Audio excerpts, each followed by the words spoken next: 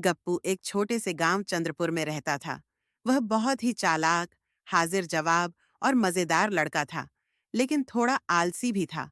उसके दिमाग में हमेशा कोई नया शरारती प्लान चलता रहता था, जिससे वह बिना मेहनत किए मस्ती कर सके। हालांकि उसकी चालाकी कई बार उसके लिए मुसीबत बन जाती थी, लेकिन इस बार जो हुआ, उसने न केवल गप्पू की सोच बदल दी, बल्कि पूरे गांव को एक बड़ी सीख भी दी। गप्पू के माता-पिता बहुत मेहनती थे। उसके पिता रामलाल किसान थे और माँ गौरी घर संभालती थी। लेकिन गप्पू को काम से नफरत थी।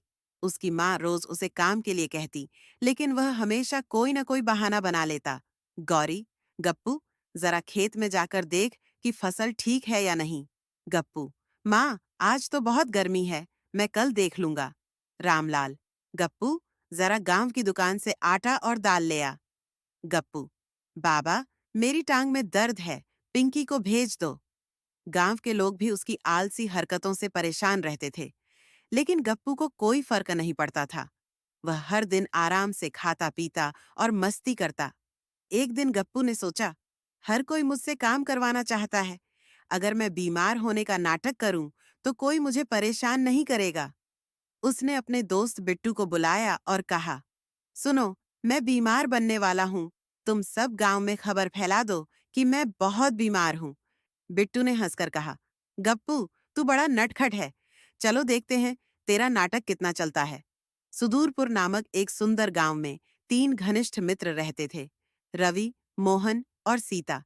ये तीनों अपनी शरारतों और मजेदार हरकतों के लिए पूरे गांव में मशहूर थे। गांव वाले उन्हें प्यार से शरारती तिकड़ी कहते थे।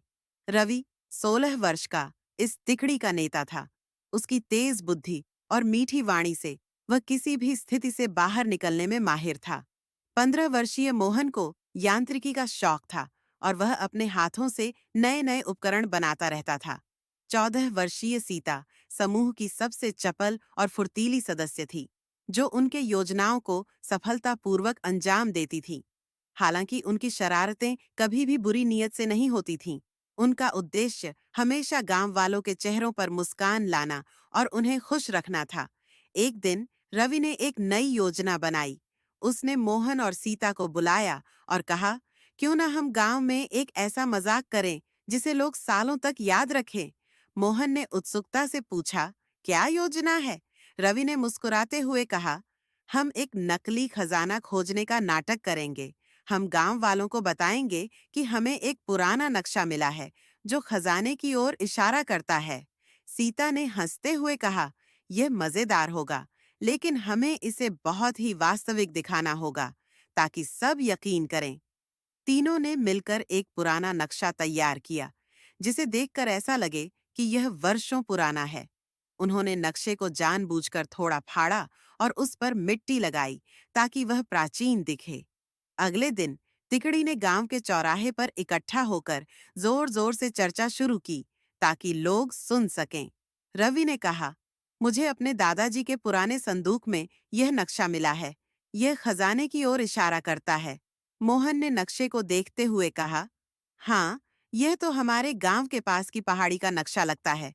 सीता ने उत्साहित होकर कहा, हमें तुरंत वहां चलना चाहिए। उनकी बातें सुनकर गांव वाले इकट्ठा होने लगे। सबने नक्शा देखा और खजाने की बात सुनकर उत्साहित हो गए। गांव के मुखिया रामलाल चाचा ने कहा, अगर यह सच है, तो यह खजाना पूरे गांव की संपत्ति होगी। हमें मिलकर इसे खोजना चाहिए।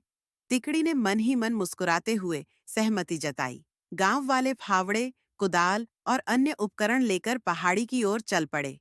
तिकड़ी ने नक्शे के अनुसार एक स्थान दिखाया जहां खजाना दबा होने की बात थी। सबने मिलकर खुदाई शुरू की।